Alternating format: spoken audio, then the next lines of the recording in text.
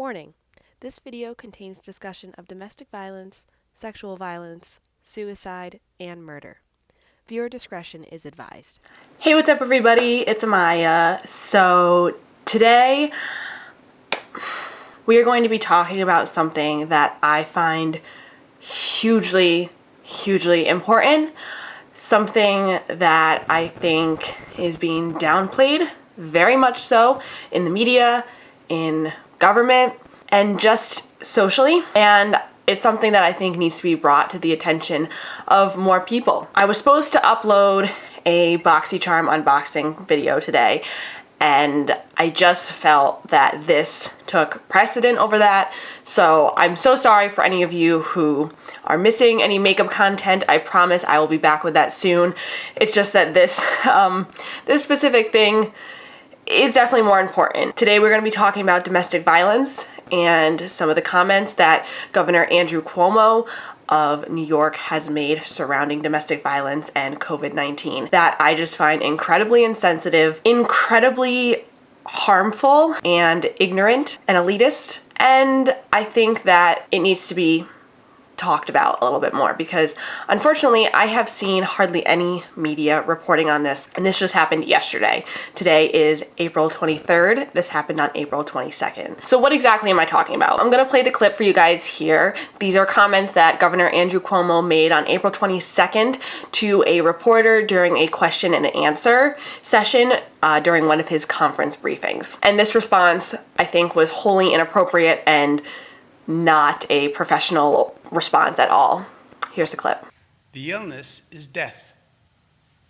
How can the cure be worse than the illness if the illness is potential death? But what if the economy failing Worse than death? equals death? Because of it mental illness, the people stuck at home. No, it doesn't. It doesn't equal death. Economic hardship. Yes, very bad. Not death. Emotional stress from being locked in a house. Very bad. Not death. Domestic violence on the increase. Very bad. Not death. And not death of someone else. There's a lot to unpack there. Obviously, a lot of the things that he brought up are severe issues right now going on because of COVID-19, and especially New York's unwavering restrictions that they are putting on quarantine, even in areas that are struggling horrifically with economic hardships. However, the one that I wanted to focus on is domestic violence, and his comment that domestic violence is better than death. That really got to me. Although I am not a victim of domestic violence myself, I have known people who have. I have heard lots of tragic stories about people who have been, and it's definitely one of those issues that gets covered up a lot. And it's one of those issues that is a lot worse than a lot of people realize. In fact, according to an article in Time magazine, 1 out of 3 women in the world experience physical or sexual violence in their lifetime, according to the World Health Organization, making it the most widespread but among the least reported human rights abuses. Domestic violence and sexual violence are silent killers. They are silent abusers. So many women and men and children are victims of abuse. And how many times have you seen people in their life, friends, family, say, I had no idea. That person would have never done something like that. I never knew. But going back to COVID-19 specifically, there have been several statistics and news reports and anecdotal evidence and predictions in general about the domestic violence rates going up during this time of quarantine. And I'm going to explain to you why, because some of the reasons might not be so obvious. But first, let's just talk about some facts. According to an article in USA Today, calls for domestic disturbances and violence surged by 10% to 30% among many police agencies that contributed data to a study they were doing. And mind you, this article was published back in March. It is now the end of April. So keep that in mind. Additionally, in the same article that I cited before in Time magazine, National Domestic Violence Hotline reports that a growing number of callers say that their abusers are using COVID-19 as a means of further isolating them from their friends and family. However, there has also been evidence stating that domestic violence calls have gone down. And the reason that many speculate for this is because the victims of the abuse are not able to get away from their abuser in order to report it. And there's also some other reasons which I'm going to talk about right now. For example, according to Katie Ray Jones, who is the CEO of the Domestic Violence Hotline, perpetrators are threatening to throw their victims out on the street so they get sick. We've heard of some withholding financial resources or medical assistance. We know that domestic violence is rooted in power and control. Right now, we are all feeling a lack of control over our lives, and an individual who cannot manage that will take it out on their victim. This is why domestic violence is so incredibly important to talk about, especially in a time where people are forced to be together. You know, everyone talks about family time and how nice it is and how you can be with your family and spend more time at home.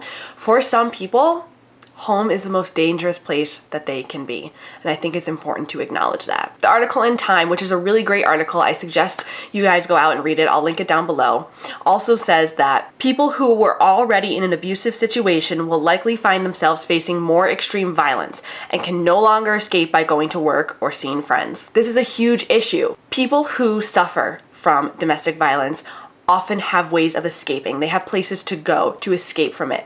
There is no escape now. There's none. They have to stay inside. They're not going to be going to the grocery store. They're not going to be going out to go to the post office, the bank. They're not going to be going out anywhere. In fact, according to an advocate for the Domestic Violence Hotline, I spoke to a female caller in California that is self-quarantining for protection from COVID-19 due to having asthma. Her partner strangled her tonight. While talking to her, it sounded like she has some really serious injuries. She is scared to go to the ER due to fear around catching COVID-19. I mean, how horrible is that? How horrible is it to have an underlying health condition and be so susceptible to this virus and to be stuck in a house with an abuser and you're not able to get out? I cannot imagine. I can't even imagine. I can't even begin to understand what these people are going through. Also, according to the Time article, many victims also feel that they can no longer seek refuge at their parents' home for fear that they could expose their elderly parents to the virus. For some, travel restrictions may limit their ability to stay with loved ones. This is so significant as well. In addition to not being able to go to work or go to school or go out really at all to see friends or anything, people are afraid of getting their parents sick. Of course, while it is responsible to stay away from those who are elderly, I cannot imagine the choice of having to either possibly get your parents sick or get away from an abusive situation. Unfathomable. I can't even imagine that. Another concern is that women's shelters may also be overcrowded during this time or may close their doors if the risk of infection is deemed too high. Okay, so say someone cannot go to their friends or family or coworkers or something. There are shelters, right? These shelters at this time may be very overcrowded in certain areas, especially very metropolitan areas. Some of them may be forced to close their doors or just their overcapacity in general. I mean, there is no escape. However, there are brave people still trying to get help. For example, according to a New York Post article, we have one woman who is calling us multiple times a week from her bathroom, whispering into the phone, praying that her abuser doesn't hear her. Abusers are using this quarantine and this stay-at-home order to further isolate and abuse their victims. It's unbelievable. Unbelievable. I know I keep saying that, but it really is. And of course, there is a long-term effect of the virus on domestic violence centers. In fact, according to the Time article, many social services for victims of domestic violence will also suffer budget cuts under a recession. We are expecting our philanthropic efforts to be really impacted. It'll be hard to fundraise. So there you have it. Long-term effects as well. It's not just, oh, this is going on right now, it'll end soon, you'll be able to get help. There is a long-lasting impact of this. And people are not even thinking of these things. So now that you have some facts and statistics about domestic violence and COVID-19, let's talk a little bit about the comment that Governor Cuomo made specifically. Domestic violence on the increase.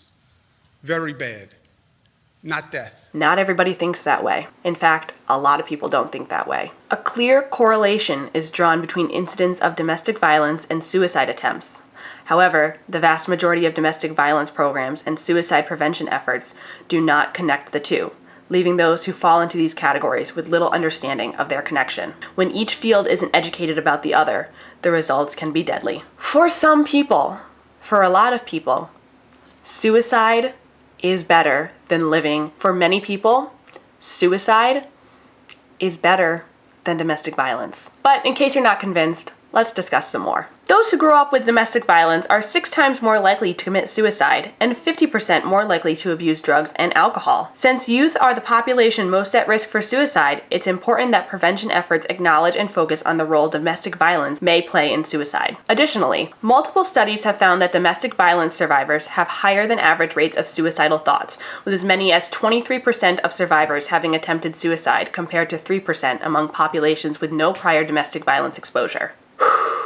Getting a little heated, okay. One more quote from the APA, actually, which I find incredibly interesting. Survivors of intimate partner violence are twice as likely to attempt suicide multiple times, and cases of murder-suicide are most likely to occur in the context of abuse. Now, some of you may be confused as to why. I mean, isn't death the worst thing in the world? You're gone. You can't do anything. There's no hope of getting better. Well, for some, staying alive means no hope of getting better. And this all has to do with how abuse affects a person. According to a professor of psychiatry and behavioral sciences at Emory University Medical School, when people come in because of intimate partner violence, psychologists often pay more attention to the violence in their lives instead of how helpless and hopeless that violence makes them feel. They may feel the only way out is to kill themselves. Similarly, people will come in after a suicide attempt, but if you don't ask directly about violence, they often are too ashamed to talk about it or don't see the connection and don't volunteer information. Sometimes the situation you are in makes you feel so incredibly hopeless, helpless, and like there's no escape that you escape the only way you know you can. It's important that this doesn't just apply to women as well. In fact, according to the CDC, 1 in 10 American men experience physical violence, rape, or stalking by an intimate partner. So this is not a woman problem, and I want to make that very clear. Of course, women are more likely to be victims of domestic violence, sexual assault, all those sorts of things, but that does not mean that it doesn't happen to men as well. It happens a lot to men. That doesn't account for all the people who identify as non-binary or other gender identifications. It's not just strictly male and female. It happens to a wide range of people. Let's just talk about a couple cases that have occurred in the past few days and weeks concerning domestic violence and murder or suicide, or both. In a case of double murder-suicide in California, a man fatally shot his partner and her 14-year-old daughter before killing himself. In another case of murder-suicide in California last week, a man fatally shot 2 elderly men before killing himself at a home in Studio City, Los Angeles. In another case this month in California, a woman walked into a train's path carrying her infant son in a suspected murder-suicide incident. A fight over the contents of a cell phone led to a Pottstown woman to grab a kitchen knife Thursday night and fatally slash her boyfriend's neck in their apartment. The slaying is a part of a trend of domestic violence since the coronavirus pandemic has forced county residents to shelter at home, officials said. A Pottstown man is accused of using an electrical cord to strangle and kill his wife as she sat in a recliner in the living room after the couple had an argument inside their borough residence. So those are just a few of the cases, and I'm not going to go into details about them because I know that this video is heavy and that these cases are heavy, and I don't want to make this video too long, too in-depth, but I encourage you to Google even just domestic violence and coronavirus or suicide and coronavirus, anything like that. A ton of articles like this will pop up and you can read them for yourself. Of course, I will have the links in my description box as well if you are interested in learning more about them. However, if there could be one silver lining to this video and this situation, this would be it. Uber is providing 50,000 free rides to domestic violence shelters and safe havens. Through shelters and other groups that have partnered with Uber to hand out the codes, free rides will be available in over 35 cities across 16 countries. When survivors contact shelters and helplines, those organizations will be able to share a code from Uber that will allow them to take a free, fast ride to safety. The reason Uber is doing this is because many domestic violence victims do not have access to a car. They may not even have a car themselves, and because of COVID-19,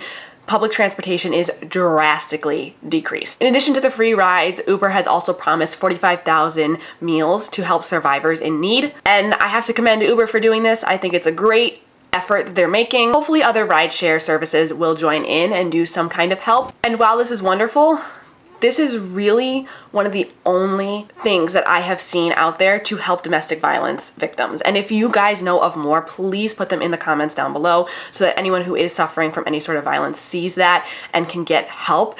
But there is not a lot that's being done.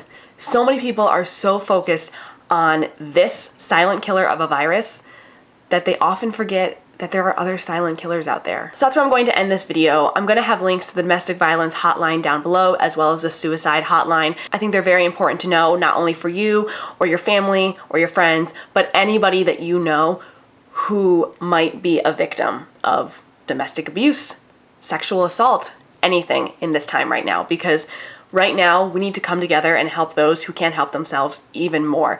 And that doesn't mean just helping those with compromised immune systems who are susceptible to COVID-19. That means helping others who are susceptible to a wide range of silent killers. And before I go, I just want to say that I hope that Governor Cuomo did not mean this comment that he made. It was very disheartening to hear him say something like that. I want to hope that he was, taken off guard or angry, or did not mean the comment like he said it, but I can't really see what other way he meant it. So that's it for this video, you guys. I'm so sorry it was another more serious topic, but this is just something that needs to be brought up. And honestly, I'm not even sorry that I'm talking about it, to be completely honest, because it needs to be talked about. So yeah, that's it for this video, you guys. I hope you guys like it. Please give it a big thumbs up and comment down below if you have any information that you want to share. Check out the links in the description box if you are interested. And yeah, I will see you guys next time. Mwah.